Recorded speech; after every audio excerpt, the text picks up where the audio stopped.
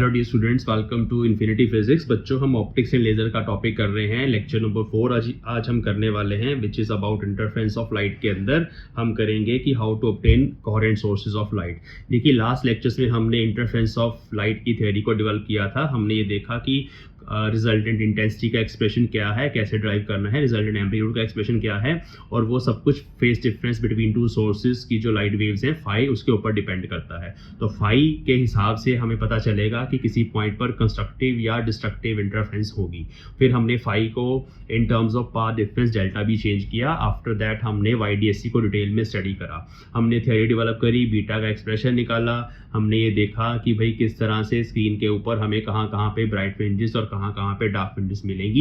ये सब कुछ हमने लास्ट लेक्चर्स के अंदर करा। फिर मैंने आपको बताया था what are coherent sources of light. Coherent sources क्यों ज़रूरी है इंटरफेरेंस पैटर्न बनाने के लिए। सो कोहेरेंट सोर्सेज वो होते हैं दो लाइट वेव्स, दो लाइट के सोर्सेज, उसमें से जो लाइट वेव्स निकल रही हैं, अगर उनके बीच में जो फेज डिफरेंस है, फेज डिफरेंस हो कोई दिक्कत नहीं है, but that phase difference must remain constant with time. मतलब जो भी चेंजेस आ रहे हैं लाइट वेव्स के अंदर, वो दोनों के अंदर एक जैसे आने चाहिए। तो वो तभी होता है जब हम एक प्राइमरी सोर्स को यूज करके दो सेकेंडरी सोर्सेज को ड्राइव करते हैं। तो आज के लेक्चर में जो हमारा पहला टॉपिक है वो यही है कि हमने कोहेरेंट सोर्सेज ऑफ लाइट को कैसे बनाना है। तो हमारे पास डिफरेंट मेथड्स हैं, दो कैटेगरीज हैं, division of amplitude and division of wave front. तो डिवीजन ऑफ वेव फ्रंट हमने YDSC में भी यूज करा था, वो भी हम बताएंगे। फिर उसके बाद हम लॉयड्स मेथड है, single mirror, double mirror, Fresnel double mirror है, फ्रेस्नेल बाइप्रिज्म मेथड है। वो सारे मेथड से हम डिफरेंट तरह के सेकेंडरी या कोहेरेंट सोर्सेज को ऑब्टेन करते हैं। तो आज का लेक्चर में सबसे पहले हम ये करेंगे। फिर हम फ्रेस्नेल्स बाइप्रिज्म मेथड से इंटरफेरेंस पैटर्न को स्टडी करेंगे। उसमें हमें ये भी देखना है कि पाथ डिफरेंस का एक्सप्रेशन क्या है, बीटा का एक्सप्रेशन क्या है, और उसके बाद इस एक्सपेरिमेंटल सेटअप को यूज करके हम वेवलेंथ ऑफ लाइट लैम्डा कैसे ड्राइव कर सकते हैं, कैसे फाइंड कर सकते हैं। मतलब आपने एक लाइट सोर्स ले लिया, आपने इंटरफेरेंस पैटर्न बनाया, अब आप उस लाइट की वेवलेंथ को एक्सपेरिमेंटली मेजर करना चाहते हो। ये MSc फिजिक्स में ना बहुत सारे यूनिवर्सिटीज के अंदर एक्सपेरिमेंट होता है ये। तो वो आप लैम्डा कैसे फाइंड करते हो, ये भी हम आज के लेक्चर में सीखेंगे। तो आज का लेक्चर स्टार्ट करने से पहले दो तीन चीजें हैं बच्चों। एक तो लेक्चर को पूरा देखा करो। जब आप थंबनेल देखते हो ना, तो अगर तो आपने उस टॉपिक को अच्छे से पढ़ना है तभी उस पर क्लिक करो और उसी टाइम उस लेक्चर को कंप्लीट करो। अपनी थ्योरी के नोट्स बनाओ। आप 1.25x पर भी वीडियो को चला के अपने नोट्स बना सकते हो, पॉज करके भी नोट्स बना सकते हो, बट क्लिक करने के बाद उसको छोड़ के मत जाओ, पूरा देखो। उसी टाइम आप पूरी वीडियो को देखो। दूसरी बात यह है कि वीडियो को लाइक जरूर करा करो। कमेंट में मुझे बताया करो कि नेक्स्ट टॉपिक कौन सा आपके सिलेबस में है जो आप करना चाहते हो। हमेशा कमेंट करा करो। जो भी बच्चे वीडियो को देखते हैं उससे क्या होता है, और लोगों को वीडियो सजेस्ट होती है। तो देखिए, जैसे आपके पास मेरी वीडियोस पहुंची हैं, आप कमेंट्स करते हो कि सर हमें बहुत बेनिफिट हो रहा है, हमें फिजिक्स समझ आ रही है, तो ऐसे ही कुछ और बच्चों के पास ही पहुंच जाएगी, तो उनका भी बेनिफिट होगा और मेरा भी बेनिफिट होगा। तो सीधी सी बात यह है कि सबके फायदे के लिए आप वीडियो को लाइक और शेयर करा करो। शेयर तो चलो आप अपने फ्रेंड्स के साथ कर सकते हो, बट लाइक और कमेंट बहुत जरूरी है। और वीडियो को प्लीज पूरा देखा करो। उससे क्या होता है, अगर आप कम देखते हो ना, तो उसमें फिर दिक्कत हो जाती है। यूट्यूब का एल्गोरिथम इसको सजेस्ट नहीं करता, ये सीधी सी बात है। तो मैं आपको बिल्कुल क्लियरली बोल रहा हूँ कि अगर आप वीडियो शुरू करते हो एक बार, तो उसको पूरा देखो, या फिर उस टाइम पर ही वीडियो को शुरू करो जब आप बिल्कुल फ्री हो। अभी आपने पढ़ना है, नोट्स बनाने हैं, तभी देखो, ठीक है। चलिए, तो आज का लेक्चर स्टार्ट करते हैं। Let us start. तो अभी हमने सबसे पहले methods of obtaining coherent sources of light को करना है। तो हमारे पास बच्चे दो तरीके होते हैं कोहेरेंट सोर्सेज को ऑब्टेन करने के। तो सबसे पहला जो हमारे पास मेथड होता है उसको बोला जाता है डिवीजन ऑफ वेव फ्रंट। ये डिवीजन ऑफ वेव फ्रंट को हमने YDSC में भी यूज़ किया था। कैसे किया था, उस केस में हमारे पास इस तरह से एक प्राइमरी सोर्स ऑफ लाइट था, ये स्लिट है हमारे पास, यहाँ से इस तरह से सिलिंड्रिकल वेव फ्रंट्स निकल रहे थे, और फिर हमने उसके आगे दो स्लिट्स बनाई थी, S1 सोर्स, S2 सोर्स। तो ये जो वेव फ्रंट थे जब यहाँ पे आके स्ट्राइक कर रहे थे, तो वहाँ से फिर हमारे पास दो वेव फ्रंट्स इस तरह से निकले, और जहाँ पे जो इंटरफ्रेंस हो रही है, जहाँ पर इंटरमिक्स हो रहे हैं इस रीजन ऑफ स्पेस में, वहाँ पर हमारे पास इंटरफ्रेंस पैटर्न ऑब्टेन होता है। तो इसमें वेव फ्रंट की डिवीजन हो रही है। एक वेव फ्रंट है सिलेंड्रिकल वेव फ्रंट, वो दो स्लिट्स पे जाकर स्ट्राइक कर रहा है, फिर फर्दर वहाँ से दो वेव फ्रंट्स निकल रहे हैं। तो ये जो दोनों सोर्सेज हैं यहाँ पे S1 और S2, ये दोनों sources they are coherent in nature. जो भी चेंजेस यहाँ पर वेव के अंदर आएंगे वो सेम चेंजेस आपको यहाँ पे देखने को मिलेंगे। ये कोहेरेंट सोर्सेज का मतलब होता है, ठीक है। सो एक तो ये मेथड है इसके अंदर। तो एक हम बोल देते हैं ये डिवीजन ऑफ वेव फ्रंट के अंदर हम YDSC में यूज़ करते हैं जो सेटअप, वो है हमारे पास। इसमें वेव फ्रंट्स डिवाइड होते हैं जैसे कि आपको यहाँ पे शो हो रहा है। इसके अलावा हमारे पास कुछ और टेक्निक्स हैं जो मैं आपको बना के दिखाता हूँ। देखिए, दूसरा मेथड है लॉयड्स मिरर। ये सिंगल मिरर है। हाँ जी, तो इसके अंदर हमारे पास एक सोर्स ऑफ लाइट है यहाँ पे ऐसे, और यहाँ एक मिरर है। तो मैं पहले एक हॉरिजॉन्टल लाइन ड्रॉ कर रहा हूँ और थोड़ा सा इंक्लाइंड मिरर हम यहाँ पे बनाएंगे ऐसे। This is a mirror. अब एक लाइट रे यहाँ पर इस पॉइंट पे जाके स्ट्राइक कर रही है ऐसे। यहाँ हम एक नॉर्मल बना देंगे मिरर का, और ये उतने ही एंगल पे इधर चली गई। दूसरी लाइट रे दूसरे एज पे जाके स्ट्राइक कर रही है। वैसे बहुत सारी लाइट रेज हैं, लेकिन हम दो बना के दिखा रहे हैं आपको ऐसे। ये नॉर्मल है यहाँ पे, और ये अपने एंगल पे यहाँ पे चली गई। तो यहाँ पर ये दो जो लाइट रेज हैं, यहाँ पे एक रीजन बन जाएगा जहाँ पर वो दोनों बीम्स आपस में ओवरलैप करेंगे। तो इस रीजन में हमारे पास इंटरफ्रेंस होती है। ये मैंने वेव फ्रंट की फॉर्म में नहीं बनाया, ये मैंने लाइट रेज की फॉर्म में बनाया। बट एक्चुअली अगर आप वेव फ्रंट इमेजिन करना चाहते हो, देखिए अब इस लाइट रे को अगर हम ऐसे बैक इम्पोज करें और यहाँ से यहाँ पे ये मिलेगी, और इधर से ये वाली लाइट रे जो जा रही है ये हमारी इधर गई है ना, इसको भी बैक इम्पोज कर लो। So they appear to meet at some point like this. ये जो है दिस इज सेकेंडरी सोर्स। ये एक वर्चुअल इमेज है, हमारा जो एस वाला सोर्स है उसकी वर्चुअल इमेज है। तो यहाँ पर बेसिकली आप फिर से ऐसे बोल सकते हो कि एक एस डैश है which is a virtual image. ये इमेज कहाँ नज़र आएगी? ये मिरर के अंदर है। और एक यहाँ एक्चुअल सोर्स है। अब एक्चुअल सोर्स के अंदर जो भी फेस चेंजेस होंगे वो as it is S dash के अंदर अपीयर होंगे। तो दोनों से जो लाइट वेव्स निकलेंगी they are coherent in nature. तो ये भी डायग्राम आप बना के, इसको हम लोएड सिंगल मिरर मेथड बोलते हैं। इस मेथड से भी दो सोर्सेज को अचीव किया जा सकता है। और ये जो मैंने बताया आपको, ये रीजन ऑफ स्पेस जो है, यहाँ पे आपको इंटरफेरेंस पैटर्न मिलेगा। यहाँ पर वो दोनों रिफ्लेक्टेड बीम्स जो हैं वो आपस में सुपर इम्पोज करेंगे। नेक्स्ट मेथड है हमारे पास, जो हमारे पास है फ्रेस्नेल्स डबल मिरर। देखो फ्रेस्नेल्स के दो हैं, एक फ्रेस्नेल ने डबल मिरर मेथड बताया था और एक हमें बताया था बाइप्रिज्म। तो दोनों ही केस में डिवीजन ऑफ वेव फ्रंट होती है। तो let us draw Fresnel's double mirror method. उस केस में कैसे बनाना डायग्राम?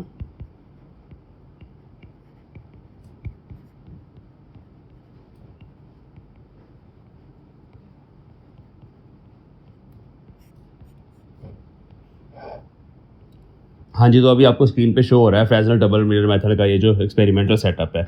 तो इसको समझ लेते हैं एक बार, इसकी प्रैक्टिस करनी पड़ेगी, फिर एग्जाम में बनेगा जाके। तो यहाँ हमारे पास एक प्राइमरी सोर्स है एस, जहाँ से हमारे पास एक लाइट रे ये वाली निकली है। मैं ग्रीन में दोबारा ऊपर कर रहा हूँ हाईलाइट।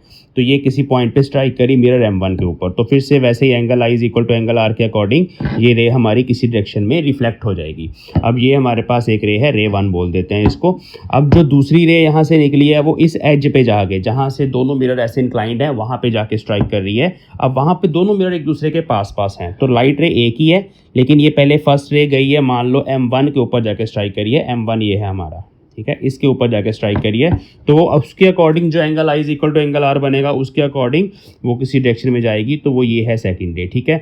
और दूसरी जो है वो थोड़ा सा इंक्लाइंड मिरर है ना, उसी पॉइंट पर थोड़ा सा इंक्लाइंड मिरर है, वहाँ से बिल्कुल एडजेसेंट उसके स्ट्राइक कर रही है, और वो ये इस डायरेक्शन में गई है, ठीक है। तो ये दो रेज जो है ना 2 और 3, ये इस रे के ही रिफ्लेक्टेड पार्ट्स हैं, लेकिन दोनों डिफरेंट मिरर से हैं। एक मिरर M1 से है, एक मिरर M2 से है।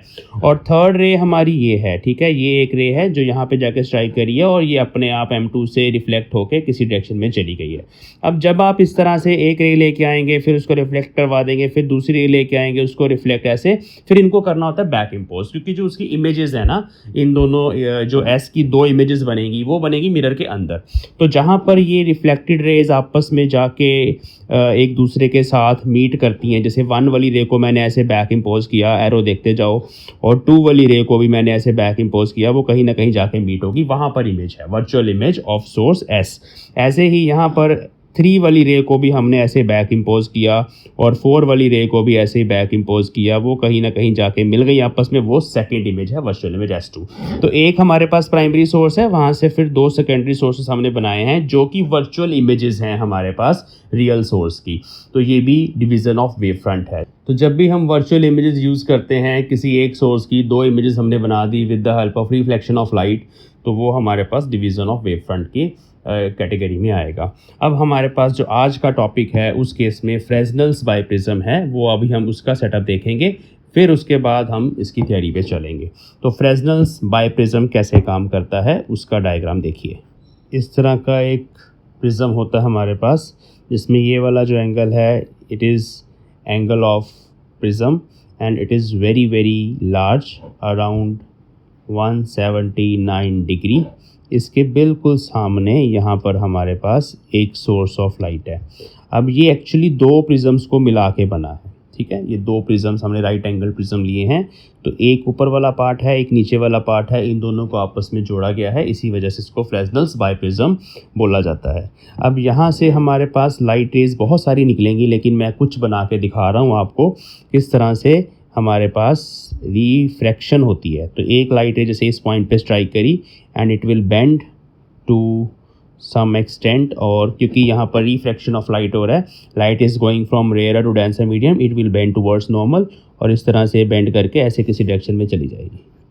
और ऐसे ही दूसरी लाइट रे बिल्कुल इसके नीचे पॉइंट ले लेना आपने ऐसे, और सेम एंगल पर ही बेंड करवा के उसको ऐसे किसी डायरेक्शन में भेज देना है लाइक दिस, ठीक है। तो ये दो लाइट रेज तो हमारे पास हैं जो बिल्कुल एज के पास है, यहाँ से रिफ्रैक्ट हुई हैं। ऐसे ही थोड़ा ऊपर चले जाना आपको, यहाँ पर दो पॉइंट्स ले लेने हैं। वैसे तो सारी लाइट वेव्स हैं जो बहुत सारी निकल रही हैं और हर जगह से हो रही हैं, बट हमें सब नहीं बनानी, हमें सिर्फ एक ओवरलैपिंग रीजन बनाना है जहाँ पे डिफरेंट लाइट वेव्स आपस में इंटरफेयर करेंगी। तो ये लाइट एक यहाँ से गई, अब ये क्योंकि इसका जो एंगल ऑफ इंसिडेंस है थोड़ा बड़ा है, तो उस हिसाब से एंगल ऑफ रिफ्रैक्शन भी बड़ा होगा। तो इस तरह से ये लाइट वे ऑलमोस्ट पैरेलल आपने ऐसे बना देनी है, ऑलमोस्ट फ्लैट हॉरिजॉन्टल। एक लाइट रे ये चली गई, और ऐसे ही यहाँ पर जो स्ट्राइक कर रही है वो भी आपने ऑलमोस्ट सीधी ऐसे बना दी, ठीक है। तो ये हमारे पास अब दो लाइट वेव्स हैं। अब इनको अभी क्या करना है, इनको बैक इम्पोज करके देखते हैं किस तरह से हमारे पास सोर्सेज बनते हैं। तो ये एक इसको पीछे ले गए, इधर से इसको पीछे ले गए, यहाँ इमेज होगी S1, और ऐसे ही इसको भी बैक इम्पोज कर दिया, इधर से इसको बैक इम्पोज कर दिया, जहाँ पे दोनों जाके मिलेंगी वहाँ दूसरी इमेज होगी S2।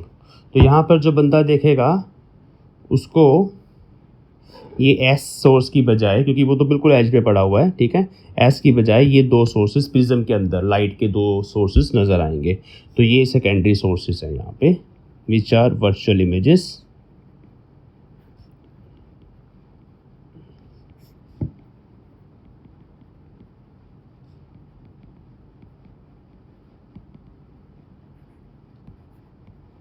ठीक है जी।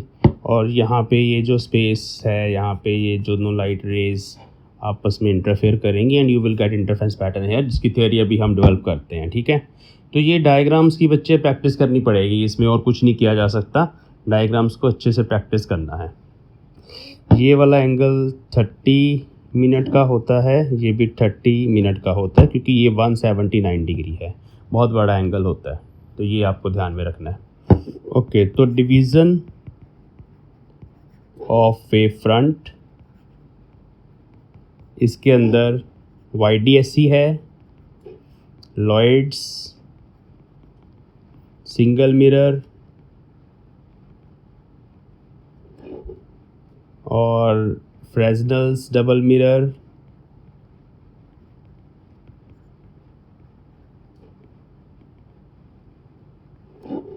और फ्रेस्नेल्स बाय प्रिज्म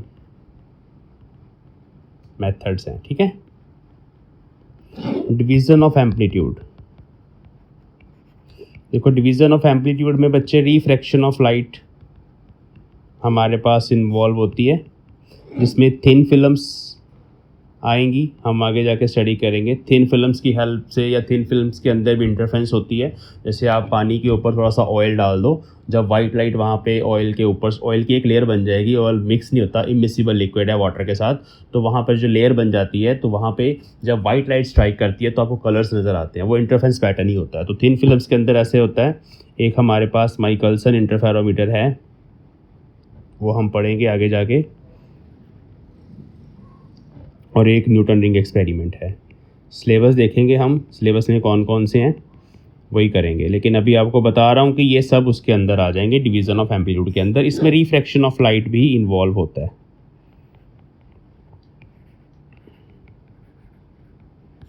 अब हम फ्रेस्नेल्स बाइप्रिज्म की पूरी थ्योरी करते हैं, ठीक है। So let us right about experimental setup. Diagram मैं लेके आ जाता हूँ यहाँ पे। देखिए, वैसे जो फ्रेस्नेल्स बाइप्रिज्म होता है ये देखने में कुछ इस तरह का फ्लैट सी ग्लास स्लैब जैसे नज़र आता है। ये वाला एंगल बहुत बड़ा है, 179 डिग्री, और ये 30 मिनट्स है, ये भी 30 मिनट्स है। ये वाला जो एज है हमारा, जो आपको यहाँ पे ऐसे नज़र आ रहा है ऐसे, ये एज हमारे पास रिफ्रैक्टिंग एज है, ठीक है। इसको एंगल ऑफ प्रिज्म बोल सकते हैं ए, ठीक है। इसको हम अल्फ़ा बोल देते हैं इस एंगल को, अगर काम आएगा आगे जाके। तो ये चीज़ें हैं, ठीक है। अब ये दो सरफेसेस हैं, एक सरफेस तो आपको यहाँ पे ऐसे नज़र आ रहा है, इसको थोड़ा शेड करके दिखा देते हैं, और दूसरा सरफेस इसके पीछे है उस तरफ। अब यहाँ पर जो हमारे पास स्लिट होती है लाइट की, जैसे लाइट की स्लिट इस तरह की होती है ना, तो वो स्लिट जो है इस रिफ्लेक्टिंग एज के ना ऐसे पैरेलल होती है, तो लाइट इसके ऐसे पैरेलल गिरेगी। तो ये आप ऐसे समझिए कि अगर मान लो मेरे पास ऐसे प्रिज्म मैंने पकड़ा हुआ है, यहाँ पे ऐसे मेरे पास रिफ्लेक्टिंग एज है ऐसे, ठीक है, ऐसे, तो स्लिट उसके सामने ऐसे बिल्कुल पैरेलल होगी, तो वहाँ से लाइटें निकलती है, और वो जो लाइट की वेव्स हैं वो जाके जब स्ट्राइक करती हैं तो डिफरेंट एंगल्स पे वो लाइट वेव्स जाके स्ट्राइक करती हैं। तो एंगल ऑफ इंसिडेंस अलग अलग होते हैं, वहाँ पर 4 अलग अलग एंगल्स पे जाके रिफ्लेक्ट होती हैं, तो हमें एक रीजन ऑफ स्पेस मिलता है जहाँ पे हमारे पास रिफ्रैक्टेड बीम्स ऑफ लाइट होते हैं। तो they are used to produce interference pattern. अब प्रॉपर एक्सपेरिमेंटल सेटअप तो वही है जो अभी हमने बनाया था, तो उसका डायग्राम यहाँ पे हम दोबारा से एक बार बनाते हैं, आप भी देख लो, प्रैक्टिस हो जाएगी, आराम से देख लो, ठीक है।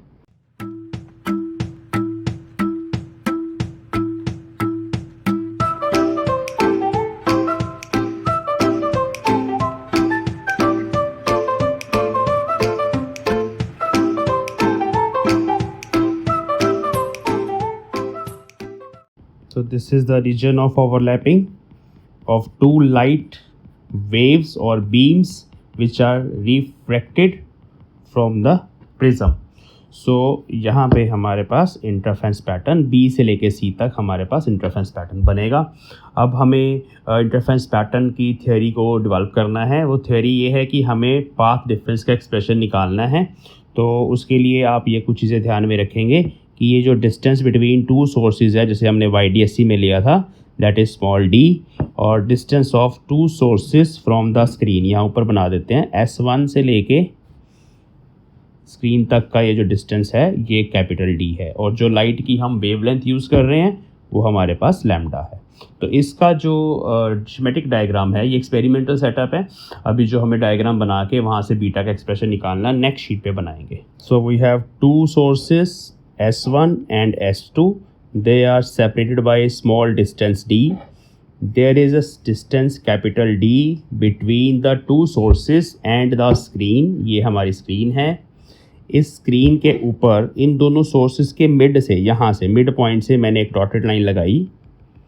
इस डॉटेड लाइन का जहाँ पे एंड होगा वो हमारे पास रेफरेंस पॉइंट है, इसको O बोल देते हैं। इसके ऊपर फ्रिंजेस बनेगी, इसके नीचे फ्रिंजेस बनेगी। यहाँ पे सेंट्रल फ्रिंज हमेशा ब्राइट होती है, जैसे YDSC में होता था, क्योंकि यहाँ पर जो दो लाइट वेव्स पहुँचेंगी उनके पाथ डिफरेंसेस 0 हैं। पाथ डिफरेंस 0 होने की वजह से वहाँ पे कंस्ट्रक्टिव इंटरफेरेंस होगी। तो ये मैंने आपको पहले भी बताया हुआ है, आप प्रीवियस लेक्चर देखिए। ये मेरा ऑब्जर्वेशन पॉइंट है जहाँ पर मैं देखना चाहता हूँ कि मेरे पास ब्राइट फ्रिंज है या डार्क फ्रिंज है। तो this is observation point, let us write here observation point, okay. इसका डिस्टेंस रेफरेंस पॉइंट से x मान लेते हैं हम। और अब यहाँ पर दो लाइट वेव्स जाके पहुँची हैं, जैसे हमारे पास YDSC में था बिल्कुल वैसे ही एक लाइट रे हमारे पास S1 से पहुँच गई है, और दूसरी लाइट वे यहाँ पे S2 से पहुँच गई है, ठीक है। तो अब हमें S2P माइनस S1P निकालना है, which is delta path difference S2P minus S1P। और अगर आप इसको ध्यान से देखो तो जो हमने YDSC में जो थ्योरी डेवलप करी थी ना, वो सेम बिल्कुल वही डायग्राम है। ये कैपिटल डी वही है, स्मॉल डी वही है, बिल्कुल वैसे ही है। बस फ़र्क इतना है एक्सपेरिमेंटल सेटअप के अंदर जो हमने यहाँ पर यूज़ किया है वो बाईप्रिज्म यूज़ किया है। वहाँ पे 2 स्लिट्स यूज़ करी थी, 1 से 2 बनाई थी, यहाँ पर हमने बाईप्रिज्म यूज़ किया है। तो यही बस इसमें फ़र्क है और कुछ डिफरेंस है नहीं इस थ्योरी के अंदर। तो जब आप इसको ड्राइव करेंगे बिल्कुल वही same as it is YDSE वाली थ्योरी आपने ड्राइव करनी है। तो हमारे पास ये जो डिस्टेंस है ये आ जाएगा हमारे पास XD बाय कैपिटल D। वहाँ मैंने Y लिया था तो वहाँ हमने delta YD by capital D निकाला था, यहाँ X ले लिया है। ठीक है, बस इतना सही फ़र्क है, बाकी कुछ डिफरेंस है नहीं यहाँ पे। तो बस ये आपको एज इट इज़ ड्राइव करना है और इसके बाद आपको बताना है condition for constructive and destructive लगानी है यहाँ पे। तो आपको पता है for bright fringe path difference कितना होता है। ब्राइट फ्रिंजेस के लिए डेल्टा कितना होता है बच्चे, वो होता है n लैम्डा। तो इन दोनों को इक्वेट कर देंगे। ठीक है, तो ये कितना हो जाएगा XND/D is equal to n lambda. वहाँ से पोजीशन निकल आएगी ब्राइट फ्रिंजेस की, बिल्कुल वैसा ही है, n lambda capital D by small d। ठीक है, तो दीज आर द पोजीशंस है ना। n यहाँ पर 0 से शुरू करते थे हम ब्राइट के लिए। तो these are the positions of bright fringes on the screen. n को 1 पुट कर दोगे तो फर्स्ट ब्राइट फ्रिंज की पोजीशन आ जाएगी, n को 2 पुट कर दोगे सेकंड ब्राइट फ्रिंज की पोजीशन आ जाएगी। इस तरह से ये होगा। और इसी तरह से when your this path difference XND by capital D is equal to 2n-1 lambda by 2 होगा। Half odd integral multiple of lambda बोला था मैंने इसको। यहाँ पे n हमारा 1 से शुरू होगा। तो उस केस में ये हमारे पास कंडीशन है डार्क फ्रिंजेस की, डिस्ट्रक्टिव इंटरफ्रेंस। इसको ड्राइव करके आना एग्जाम में, ड्राइव वैसे ही करना है जो YDSE में करा था। तो यहाँ पे मैं जस्ट रिकॉल करवा रहा हूँ चीज़ें। तो ये हो जाएगा XN फॉर डार्क, ये हो जाएगा जी 2n-1 by 2 lambda D by small d। ये फैक्टर वैसे ही चलता है साथ में। ठीक है, तो यहाँ पर अगर आप n को 1 पुट कर दोगे तो फर्स्ट डार्क फ्रिंज की पोजीशन आपको पता चलेगी स्क्रीन पे कितने डिस्टेंस पे है। लैम्डा भी पुट करना पड़ेगा, कैपिटल D भी, स्मॉल d भी। और ऐसे यहाँ पर आप n को 2 पुट कर दोगे तो सेकंड डार्क फ्रिंज की पोजीशन पता लगेगी, 3 पुट कर दोगे तो थर्ड डार्क की पता लगेगी। तो वो आप लिख सकते हो और उनमें फिर जब डिफरेंसेस निकालने हैं तो वो भी निकाला जा सकता है। बीटा फ्रिंज विड्थ हमारे पास XN+1 - XN था, चाहे डार्क के लिए करो चाहे ब्राइट के लिए करो। हाँ जी, तो ब्राइट फ्रिंज के लिए बन जाएगा n+1 lambda D by D। Dark के लिए, सॉरी ब्राइट के लिए जब आप n पुट करोगे तो n lambda D by D। इनको जब आप सॉल्व करोगे तो वो आपका सेम एक्सप्रेशन, वही बीटा का सेम एक्सप्रेशन जो YDSE में निकला था। थ्योरी ऑलमोस्ट सेम है, कुछ भी नहीं है, बिल्कुल ठीक वैसे ही है। तो ये आपको ध्यान से करना है। अब इसके ऊपर ये क्वेश्चन आ जाता है हमारे पास एग्जाम में, वो ये क्वेश्चन आता है कि how will you find the wavelength lambda by using this method. अब बच्चे आपको साफ साफ ये एक्सप्रेशन देख के नज़र आ रहा है कि इसमें हमारे पास जो बीटा है वो फ्रिंज विड्थ है। जो आप स्क्रीन पर फ्रिंजेस को जब आप देखोगे पैटर्न, तो वहाँ आप मिरर उसके स्केल की हेल्प से या वर्नियर कैलिपर की हेल्प से वहाँ मार्क्स लगा के आप मेज़र कर सकते हो बीटा कितना है, कितने मिलीमीटर है। तो बीटा को हम एक्सपेरिमेंटली फाइंड कर सकते हैं। ऑब्जर्वेशन है ये इस एक्सप्रेशन के अंदर। कैपिटल D भी हमें पता है, distance of screen and slits, screen from sources या स्लिट्स, तो वो भी हम एक्सपेरिमेंटली मेज़र कर सकते हैं। लेकिन स्मॉल d कैसे मेज़र करना है वो हमें थोड़ा देखना पड़ेगा। स्मॉल d एक्चुअली प्रिज्म के अंदर है, ये हमारा प्रिज्म है ना, तो उसके अंदर यहाँ पर 2 इमेजेस हमें नज़र आ रही हैं, S1 S2। यहाँ से बंदा देखेगा तो उसको यहाँ पे 2 सोर्सेज की इमेजेस नज़र आएंगी। अब YDSE में तो हमारे पास एक्चुअल रियल स्लिट्स थी तो वो हमें पता था d कितना है। यहाँ पे एक्चुअल इमेजेस, एक्चुअल स्लिट्स नहीं है लेकिन उनकी इमेजेस हैं जो प्रिज्म के अंदर बन रही हैं। तो उनको कैसे मेज़र करना है, उनका डिस्टेंसेस आपस में कैसे मेज़र करना है, तो स्मॉल d कैसे मेज़र करना है, ये इसमें एक टास्क है। जब आपको स्मॉल d पता चल जाएगा एक एक्सप्रेशन में, जहाँ मैं क्वेश्चन मार्क लगा देता हूँ, तो फिर आप वहाँ से ये सारा कुछ सब्स्टिट्यूट करके एक्सपेरिमेंट से लैम्डा कैलकुलेट कर सकते हो। तो नेक्स्ट हमारा यही है कि हमें स्मॉल d को कैसे मेज़र करना है। It is very simple. तो let us write to find, main हमारी टास्क है lambda of monochromatic light used in Fresnel biprism method. ठीक है जी। तो उसके लिए सबसे पहले हमें लिखना है कि हमें एक्सपेरिमेंटली बीटा को पहले फाइंड करना है। हाँ जी बच्चों, तो बीटा कैसे मेजर करना, फ्रिंज विड्थ है ना। देखो अगर तो आपने स्क्रीन लगा दी प्रिज्म के सामने, तो वहाँ पर स्क्रीन के ऊपर आपको पैटर्न नज़र आएगा, उसमें आपको alternate bright and dark fringes नज़र आएंगी। तो आप वहाँ पर स्केल की हेल्प से या कुछ मार्क लगा के फिर बाद में स्केल की हेल्प से उस पेपर के ऊपर आप वो जो बीटा है उसको मेजर कर सकते हो। तो उसमें एरर होने के चांसेस होते हैं, क्योंकि स्केल का जो लीस्ट काउंट होता है वो इतना ज़्यादा नहीं होता। दूसरा मेथड इतना कम नहीं होता, लीस्ट काउंट मतलब कम से कम जितना आप मेजर कर सकते हो with the help of A measuring device, तो वो आप 1 mm तक मिनिमम मेजर कर सकते हो स्केल की हेल्प से। तो अगर आप और प्रिसाइजली मेजर करना चाहते हो तो उसके लिए हमारे पास एक डिवाइस होता है विच इज़ कॉल्ड ऑप्टिकल या माइक्रोमीटर आई पीस। तो वो बेसिकली एक टेलीस्कोप होता है, लेकिन टेलीस्कोप के साथ साथ उसके ऊपर एक माइक्रोमीटर लगा होता है। तो वो क्या है, उसके अंदर क्रॉस वायर्स होती हैं इस तरह की। अगर आप उसके अंदर से देखोगे तो आपको इस तरह से वर्टिकल और हॉरिजॉन्टल 2 क्रॉस वायर्स नज़र आती हैं। तो क्योंकि यहाँ पर जो हमारे पास फ्रिंजेस हैं वो आपको स्क्रीन के ऊपर तो नहीं अब, लेकिन आप प्रिज्म के अंदर देख रहे हो फ्रिंजेस, तो आप क्या करेंगे, आप इस वर्टिकल क्रॉस वायर को एक फ्रिंज के ऊपर इस तरह से, मान लो ये एक ब्राइट फ्रिंज है, तो आप पहले वर्टिकल क्रॉस वायर को यहाँ पे सेट करोगे, मतलब उसके सामने रखोगे और बिल्कुल उसकी अलाइनमेंट में लेके आओगे। फिर आप उसको मूव करोगे हॉरिजॉन्टली आई पीस को। तो आई पीस को मूव करने से क्या होगा कि ये जो क्रॉस वायर थी जो पहले यहाँ पर थी अब वो यहाँ आ जाएगी, ठीक है। तो यहाँ पर वो कितना मूव किया डिस्टेंस, उस डिस्टेंस को मेज़र करके आप बीटा मेज़र कर सकते हो। तो ये दूसरा मेथड है, आई पीस की हेल्प से हम बीटा मेज़र कर सकते हैं, और वो बीटा mm में मिलीमीटर्स में आएगा। तो let us right 2 lines for this. So the vertical cross wire of eyepiece is set on one of the bright fringes on its one edge.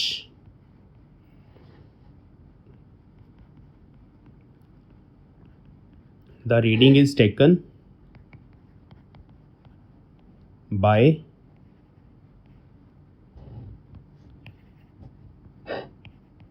using micrometer.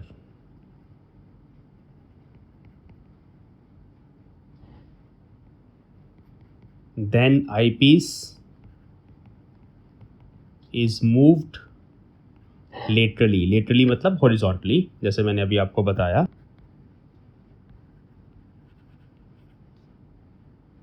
So that cross wire coincides with successive, मतलब जो अगली वाली है bright fringe.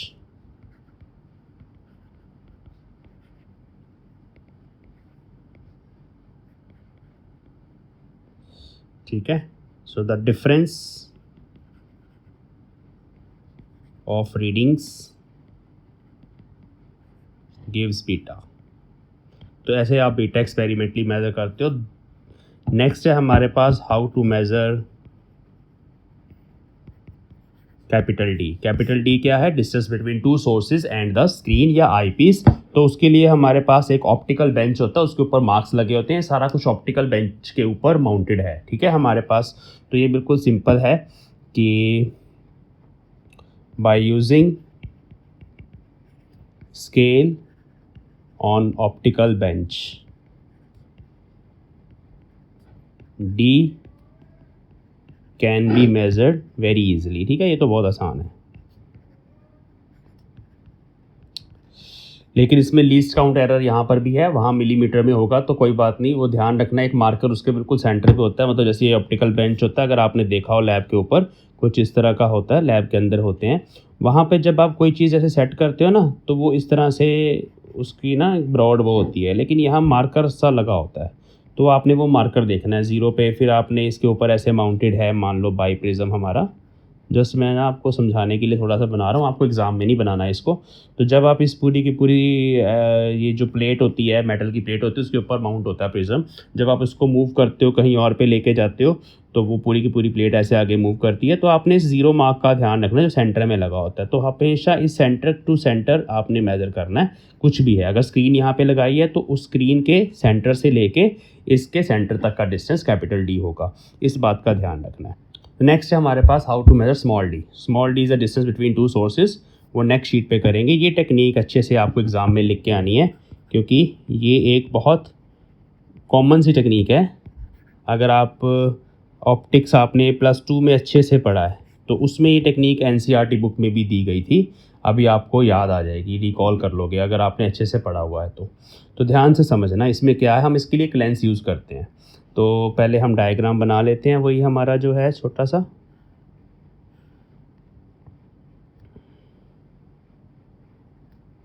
S1 source है, यहाँ S2 source है, और अब लेट अस सपोज मेरे पास, हमने क्या करना है, बाई प्रिज्म और आई पीस। यहाँ आई पीस है हमारा, आई पीस एक टेलीस्कोप होता है, इसको ई बोल दिया मैंने। सो बाई प्रिज्म और आई पीस के बीच में स्क्रीन भी हो सकती है, जैसे मैंने बताया यहाँ पे स्क्रीन भी हो सकती है। तो आपने इनके बीच में एक लेंस को माउंट करना है, कहीं पर भी एक लेंस माउंट करना है। यहाँ मैंने एक लेंस लगा दिया, L1 लेंस। कौन सा? Convex lens. So convex lens क्या करेगा, ये हमारे पास एक रियल इमेज बनाएगा इस सोर्स S की। तो मैं वो इमेज ही बना के दिखा रहा हूँ। ये इसका ऑप्टिकल सेंटर होता है लेंस का, आपको पता है। तो एक रे हमारे पास इस तरह से प्रिंसिपल एक्सिस भी बना देते हैं। प्रिंसिपल एक्सिस पहले बना दिया। तो लेंस के केस में रियल इमेज कैसे बनती है, अगर आपका source of light focal length के पीछे पड़ा हो, जैसे मान लो ये इसकी फोकल लेंथ है, यहाँ से लेके यहाँ तक इसका एक फोकस है F, और ये इधर भी बना देते हैं, ठीक है। और उससे पीछे हमारा सोर्स पड़ा हुआ लाइट का, तो इसकी बनेगी रियल इमेज। कैसे बनती है, एक रे तो आप लेके जाते हो प्रिंसिपल एक्सिस के पैरेलल, ये वाला प्रिंसिपल एक्सिस है, उसके पैरेलल आप एक रे लेके चले गए। ये after reflection should pass through focus, ऐसे फोकस से पास करती है ना, ये आपको पता है। और दूसरी रे जो है वो ऑप्टिकल सेंटर में से आप सीधी ऐसे निकाल सकते हो, और वो दोनों रेस कहीं ना कहीं जाके मिलेंगी, जहाँ मिलेगी वहाँ आपको रियल इमेज मिलती है। तो ये जो रियल इमेज है इसको हम बोल देते हैं S1 ठीक है। अब ऐसे ही नीचे वाले पार्ट के लिए भी हमें करना है, तो वो भी मैं डायग्राम बनाता हूँ, कलर चेंज कर लेते हैं। तो इस केस में भी हमारे पास इस सोर्स की एक लाइट रे जाएगी parallel to principal axis, parallel बनाना है ना इसको, अरे, तो ये जाएगी पैरेलल टू प्रिंसिपल एक्सिस, और फिर after reflection it will pass through focus. और दूसरी रे जो है हमारी ऑप्टिकल सेंटर में से,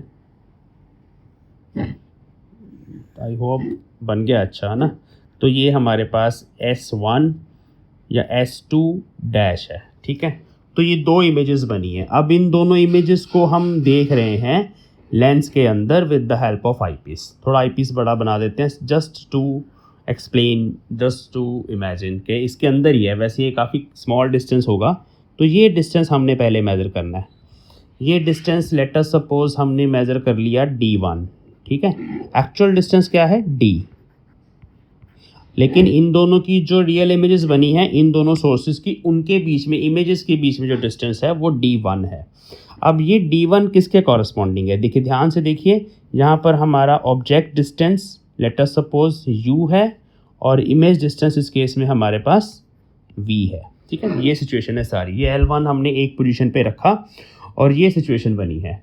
तो यहाँ पर हम अब जो थ्योरी होती है इमेज फॉर्मेशन की, वो आपने ऑलरेडी स्टडी करी हुई है। तो उसमें हम यहाँ पर एक रेशो लिख सकते हैं। वो रेशो ये बनेगी कि V, ये वाला distance, by U is equal to D1 divided by small d, है ना। ये पता है ना आपको, ये सिमिलर ट्रायंगल्स होते हैं। तो ये सिमिलर ट्रायंगल्स होते हैं, सिमिलर ट्रायंगल्स में आप कर लेते हो। तो from diagram we can write the ratio D1 divided by D। देखो अगर आप ये वाला ट्रायंगल ले लो, ये D1/2 होगा, इसके अकॉर्डिंग ये ले लो। ये दोनों ट्रायंगल्स आपको पता है ना, ये सिमिलर ट्रायंगल्स हैं। तो सिमिलर ट्रायंगल्स में आप ये ratio D1/2 divide by D/2, 2 तो कट जाएगा ना, इज इक्वल टू V/U लिख सकते हो। तो वो 2 काट दिया मैंने, तो सिंपली लिख दिया D1/D is equal to V/U। ये इक्वेशन 1 है हमारे पास, इस सिचुएशन के अंदर। अब ना इस लेंस L1 को मूव किया जाता है किसी और डिस्टेंस पे, और हमें दोबारा से दोनों इमेजेस को दोबारा से उस आईपीस के अंदर लेके आना है। तो L2 को किसी और पोजीशन पे मूव करके, किस पोजीशन पे मूव करना है, जब ये U आपका यहाँ पे शिफ्ट हो जाएगा और V आपका इधर शिफ्ट हो जाएगा। मतलब अगर हम U और V को एक्सचेंज कर दें, U हमारा ऑब्जेक्ट डिस्टेंस था, V इमेज डिस्टेंस है, अगर आप लेंस को मूव कर दें और स्क्रीन के पास ले जाएं सो दैट जितना भी V था वो U हो चुका है और जितना V था वो U हो चुका है, वो इंटरचेंज कर दे अगर हम, तो दोबारा से आपको इमेजेस मिलेंगी। ये principle of reciprocity of light है जो आपको +2 क्लास में भी पढ़ाया जाता है कि इमेज और ऑब्जेक्ट को हम इंटरचेंज कर सकते हैं और आपको सेम रे डायग्राम मिलेगा। तो बिल्कुल वैसा ही यहाँ पे होगा, जब हम इसको शिफ्ट कर देंगे by some distance so that U and V are exchanged, तो यहाँ पर जो इमेजेस हैं उनकी भी डिस्टेंसेस चेंज हो जाएंगे।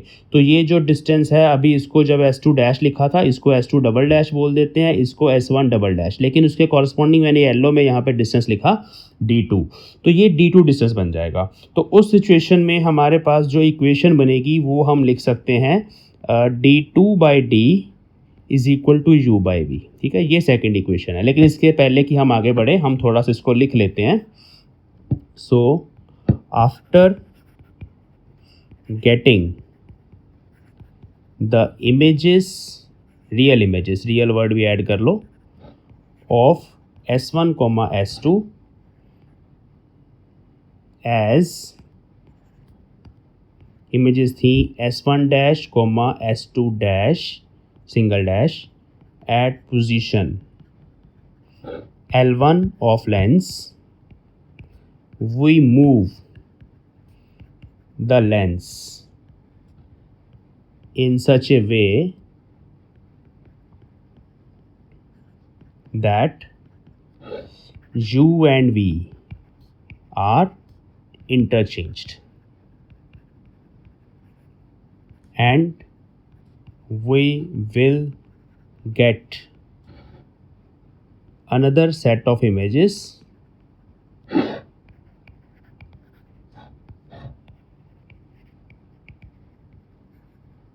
उसको हम S1 डबल डैश और S2 डबल डैश बोल देते हैं, and let D2 is distance between them. Therefore from equation 1 and 2 अगर हम दोनों को मल्टीप्लाई कर दें, मल्टीप्लाई देम ना, तो क्या होगा, तो हमारे पास दोनों इक्वेशन को आप देख लीजिए दोबारा से, D1 D2 upon D square, D1 D2 upon D square is equal to 1। तो यहाँ से आ जाएगा D square is equal to D1 D2 और D is equal to under root D1 D2। तो ये D1 D2 तो हम एक्सपेरिमेंटली मेज़र कर चुके हैं, क्योंकि जब हमने लेंस को मूव किया वो जो दोनों इमेजेस नज़र आ रही हैं उसको आईपीस की हेल्प से हमने देखा और वो डिस्टेंसेस D1 D2 हम मेज़र कर चुके हैं। तो with the help of this equation you can find small d। अब ये स्मॉल d यहाँ पे सब्स्टिट्यूट कर देंगे हम। लैम्डा का फॉर्मूला क्या था, beta into small D upon capital D. इसमें आप स्मॉल डी पुट कर देंगे, कैपिटल डी और बीटा सब कुछ यहाँ सब्स्टिट्यूट कर देंगे तो आपके पास लैम्डा आ जाएगा। तो this is the method to find wavelength of light by using Fresnel's biprism method. तो ये सिंपल सा था, आई होप आपको क्लियर हो गया। तो एग्जाम में आपको अगर ये पूछा जाए तो इतना सा आपने ये एक्सप्लेन कर देना, उसमें डायग्राम प्रॉपर बनाना, इसमें रे डायग्राम बहुत इंपॉर्टेंट है। और दूसरा आप यहाँ पर ये थोड़ी सी थियोरी लिख देना और इसके साथ साथ एक्सपेरिमेंटल सेटअप बता देना। तो ये बिल्कुल वैसे ही है। अब नेक्स्ट क्लास के अंदर हम फ्रेस्नेल बाइप्रिज्म के अंदर ही कुछ और चीज़ें हैं। एक आपके सिलेबस में है डिस्प्लेसमेंट ऑफ फ्रिंजेस, कि अगर हम पाथ बिटवीन टू रेज जो है, जो दोनों रेज का पाथ है, उसमें से अगर एक पाथ के अंदर हम एक ग्लास स्लैब इंट्रोड्यूस कर दे तो वहाँ से पाथ डिफरेंस आ जाता है और फ्रिंजेस हमारी स्किन पर शिफ्ट हो जाती हैं। तो वो कितनी शिफ्ट होती हैं, किस अमाउंट से शिफ्ट होती हैं, उसको डिटेल में समझेंगे, वो नेक्स्ट क्लास में करेंगे। फिर आगे देखते हैं आपके सिलेबस के अंदर और कौन से टॉपिक है। आप कमेंट सेक्शन में बताइए और नेक्स्ट टॉपिक कौन सा है, टॉपिक लिखा करिए कमेंट के अंदर कि सर इस टॉपिक पे वीडियो बना दो जो हमारा चैप्टर चल रहा है उसके अंदर। तो वीडियो को ज़रूर देखा करिए, एंड तक देखा करिए प्लीज़। जब आप वीडियो को हाफ देखते हो या पूरा शुरू स्टार्टिंग में देखते हो, या वीडियो से जस्ट होनी बंद हो जाती है, लाइक शेयर कर दिया करो, कमेंट कर दिया करो, उससे मुझे मोटिवेशन मिलती है। We will meet in the next class. Thanks for watching.